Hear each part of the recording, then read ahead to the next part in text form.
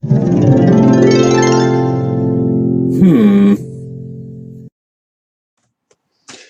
my lovely people, and welcome to Owen's Mind, a light-hearted trip through the contents of my head and the world in general. It is Friday the 20th of September. My name is Owen, and this is what is on my mind today. So, first and foremost, happy Friday.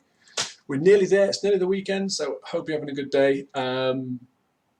I hope you've got lots of great plans for the weekend, because what do we work for if not to kind of enjoy the fruits of our labour when we get the time to do it? And for most people, that's the weekend. I recognise not everybody, but for most of you, hopefully you've got good stuff planned. My Friday's going pretty well. It's glorious morning here today, so plenty of sunshine. I've just been out for brunch with my father. There's a deli near me. There's a fantastic scrambled egg and sausage on toast and nice coffee, and it was just a lovely way to catch up, spend a good hour or so just chatting with the family, so that was great. And this afternoon, I don't know, got some free time. Like, you know, I'm off work this week, so yeah, we'll see what happens.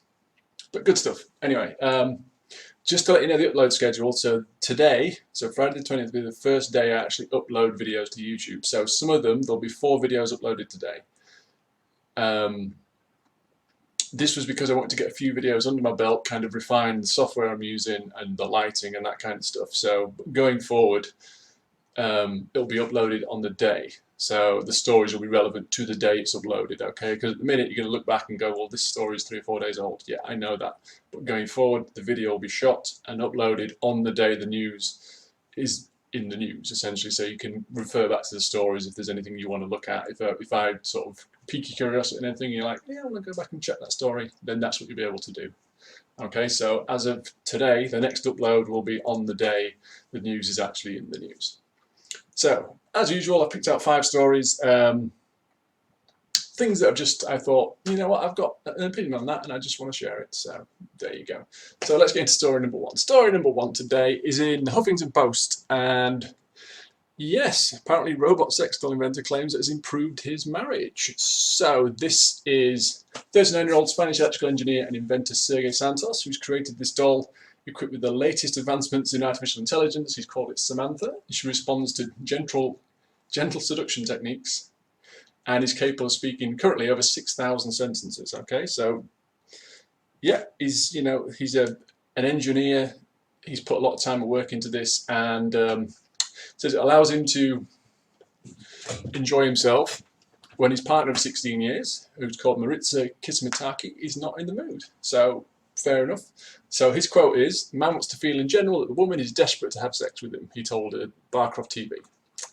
If a man feels like the woman will not enjoy the sex fully, most men do not like sex either, and this is a cause of many sexual problems. So he puts it down to something called synchronicity, whereby him and his wife, they have so much in common, but there's times when he wants to have sex and she doesn't, and his little creation, Samantha, fills that gap. And his wife is on board, but she goes, if you've got a healthy, trusting relationship, that this can add to it, because it takes away a lot of the pressure, if you will, of one partner wanting a physical companionship, shall we say, more than the other. So yeah, they worked on this together. She says, it's not like I just came home and this thing was here. Because he's the engineer, he built it and designed it. She's been aware of it and on board with it from day one. So, yeah, fair play to them. They're selling them at the minute. They sell between sort of $3,000 and $7,000 there or thereabouts. I guess there's varying models and levels of interactivity. I don't know. But yeah, he's planning on making a male version. Although he has said he will feel quite jealous if she prefers it to him, to a point where he goes, in a sense that if I sense that she doesn't want to be with me, I'd get divorced. For her part, his wife has said, you know what, I find the idea of making the male version of this quite interesting, and I'd like to sort of try it just out of curiosity, but she doesn't really know. So yeah, I guess, if it takes pressure off the relationship, if you're both on board with it, then have at it. In the actual news story, he himself says that in many ways he feels a robot is better than a person, and he says it more in a sense of you know, they're always willing, essentially, the way that a human being wouldn't be. So, okay, if that's your thing, you know, it's just it's another layer. It says that he has, you know, a lot of couples have a huge amount in common, but there is this differential on the physical side of stuff that maybe one partner wants sex more than the other, and this will fill that gap. So yeah, there's, however, watch the video. There's a bit where this thing has got, obviously it's mechanical and it has a I guess like a soft kind of rubber latex or whatever it's made of, silicone skin over it, and the head has not got it on. It's just got like the mechanical parts. And he's like, watch this. He goes, the mouth will respond, and he strokes this thing in the back of what would be the mouth, and this horrible Terminator-like jaw starts clicking up like this in a really horrible, jerky manner. And but it's got this female audio of like somebody moaning, essentially. And it looks, it's like, it looks terrifying. It looks absolutely terrifying. I would not put any part of my anatomy near that, knowing that this is underneath it. Because you think, you know, if there's a software glitch or there's a power surge, is this thing going to... So, but yeah, apparently they're happy with it, you know, and I imagine a lot of people will be. A lot of people will be very comfortable with it if, you know, if it eases a pressure that's in the relationship and everyone's on board with it, then yeah, you do you. So that's it. Speaking of physical urges, let's move on to the most North of England story, North of England headline I've ever read. This is in the Metro. Man caught performing a sex act on a cleaning cone at Wigan train station while drunk. Wow. So yeah, this is a guy called Trevor Smith. He was 38 years old, was found in a lift with his trousers and underwear down his ankle, thrusting his hips into this cone. He was stopped by police when they noticed a white substance on the floor that was not cocaine. It's not what you think either, before your filthy minds go there. So this was, he lives in nearby St Helens. He admitted to the police he was a bit worse for wear and snorted a white powder that was given to him by his friends to help perk him up. So he was spotted by a worker from Virgin Trains at 9:30 on April 14th. Been asked by a colleague to meet him at the station lift. When he got to the lift, he glanced through the window and saw Smith sitting down, having sex with the cleaning cone in his lap. So he called the police. By the time the police arrived, Smith had mounted the cone on top of it and was still thrusting at it. Realised he was being watched. He did the decent thing, pulled his strides up, and yes, the police take him away. He was arrested for possession of a Class A drug, but was later de-arrested when it turned out the white substance was not a drug at all. So what he'd been snorting or inhaling, whatever, I don't know. He faced charge of outraging public decency, and he expressed extreme regret and said that he understood how the situation could have been interpreted. Is there another interpretation? Is there something I'm missing? Because to me it's like, well, if supposing he'd seen the guy who looked through the window, and at this point he had a cone in his lap and his trousers down, and he was, it doesn't say if it's the thick end or the thin end of the cone, but he's like, it's not what it looks like, you're misinterpreting. And the guy would be like, exactly what am I not getting here? What am I misinterpreting? Because it looks like you're humping a cone, mate. And it's like, no, it's a misinterpretation. I know it looks, but it's not that. Yeah, it is though, isn't it? It is. You've had too many shandies and you've snorted something which is not a drug, but I imagine it's some, maybe caffeine powder or something. You're like, I've been drunk, not recently, but in my life I've been drunk many times. Never have I thought, you know what, that cone is giving me the eye. Yeah, I think me and that cone are going to go to the lift, and yeah. So, yeah, how drunk do you have to be? How drunk do you have to be to go, that cone looks, that's, you're mine tonight, darling. Anyway, so yeah, he said he'd been out drinking with his friends. He got into the lift, he thought he was on his own in a locked room. He has previous convictions for outraging public decency. Released on bail, he's going to be sentenced later this month. So, yeah, like with the first story, you do you. Maybe not in public, but if that's your thing, everyone's got their quirks. So, yeah. There you go. I've got nothing else on that, but yeah, what a guy. So moving on to story number 3. Speaking of cones, this is in the Mirror. Woman gets a nasty surprise after exchanging a phone number for free ice cream. So you see a headline like that, and you think, oh, it's going to be something horrible. It's going to be some sort of stalker. It's not actually. So this young lady, Jenny Wilde, 25, she was at Brighton Pride 6 weeks ago. Her and her friends had gone there, and they went to an ice cream van to get some ice creams, as you do. And the ice cream vendor, known as James, she went up there with her friends and said, how much for the ice creams? And he said, just your number. And she was laughing at it seriously, how much? And he's like, no, give me a number. You and all your mates get ice cream. And she thought, yeah, fair play. She said, okay, I'll take one for the team, free ice cream. So she gave him a number. He rang her straight back. So then she had his number, and that was it.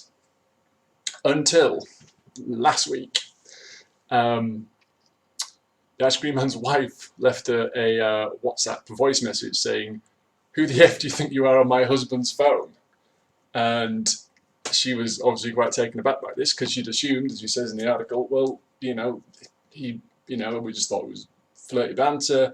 He offered me his number, you would assume he's single, and apparently not. Apparently he's married. And she took to Twitter and said, a few months back, an ice cream man told me he'd give me and all my pals free ice cream before you get my number. We thought it was a fair trade. I took them with the team. I've had no contact since, and I woke up this morning to this. So she posted a video of her playing the voice message on Twitter, and it went viral and got over 764,000 views.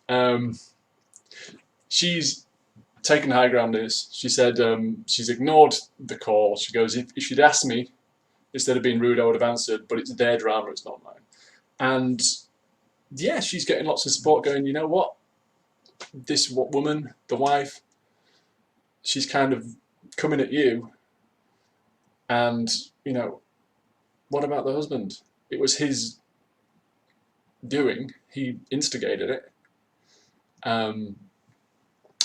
For this girl's part, what's her name again? Just make sure Jenny's part, she's like, I'd assume you're single. And it's a fair assumption to make.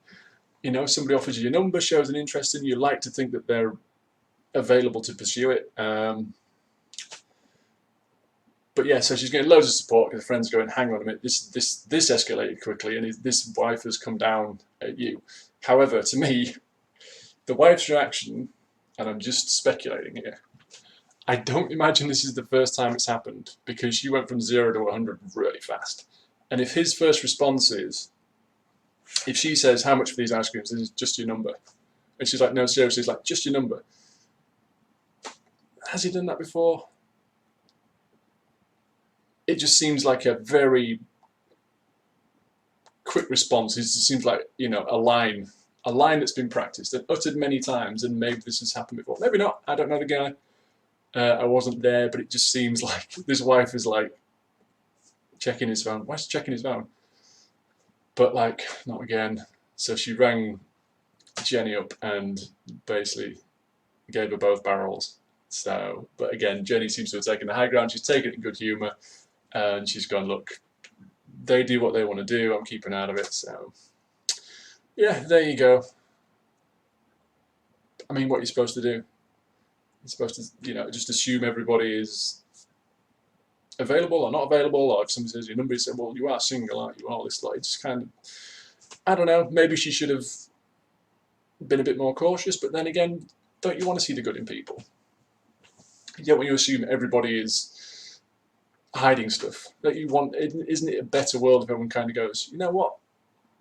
No, this guy likes me, this girl likes me, and it's a genuine affection. There's no baggage there. There's no attachments to anybody else, and because 9 times out of 10, is what it's going to be. I know the news depicts things as such that the world's all doom and gloom, but most people are good people. The reason bad stuff is in the news is because it's newsworthy, because it doesn't happen every day, but it feels like it does because we read about it. Because you don't get to. There's no news in going, you know what? 60 million people were nice to each other today. They said good morning, people held doors for each other, people carried bags for each other, people did good deeds for each other. That's not news. News is this horrible thing happened and this tragic thing happened. So, yeah. There you go, anyway. Moving on, story number 4. This is on MSN News. Black Panther found roaming the French rooftops. Yeah, not another Marvel movie. Black Panther was found roaming the rooftops near northern French city of Lille like a stray cat. On Wednesday evening was captured after being cornered inside a home, local authorities said. So, the regional fire department tweeted pictures of this cat looking out and generally being curious, as it would be in a 3-story red brick building. They tweeted that they were called out for a dangerous animal. Northern Fire Service was confronted with a big feline roaming the gutters. So this is a young Black Panther. They reckon it's about 5-6 months old. And it was stopping to watch cats on the pavement below, and it was watching trains pass, and police threw up a cordon around the building, and they went in and tranquilised it and took it away to France's Animal Protection League. And apparently this happens quite a lot. The Panther's owner is believed to have escaped out the same window because they didn't want to get charged with having a illegal ownership of a wild animal. And apparently this is quite a big thing. French police regularly report finding big snakes, lion cubs and other wild animals in private homes, the article states. So, yeah, just don't, you know, I know there's obviously, there's something very captivating about the exotic and having the exotic in your home kind of thing. You know, it's like a rare piece of art or this, but it's a living thing and they need specialist care, and they, you know, they are wild animals, and you know, this thing is a panther.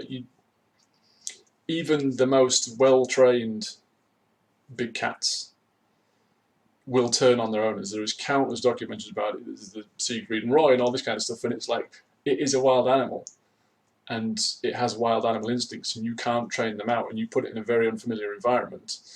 You know, when this thing gets bigger, if it's in an apartment block where there's going to be other families and other children and other things, it could just try and be responsible. Don't do things like this.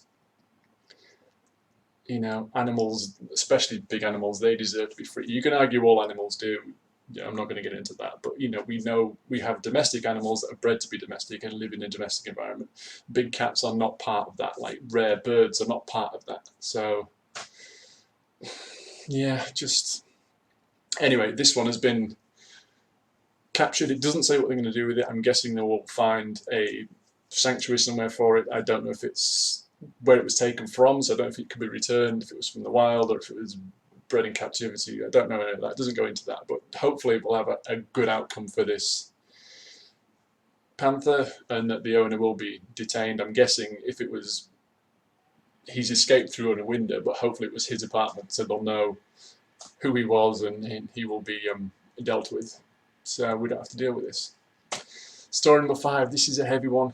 I do apologise, but it has a reasonably happy outcome and it speaks very positively to kindness of strangers. So we are going to do it. Okay. So this is Reese. Okay.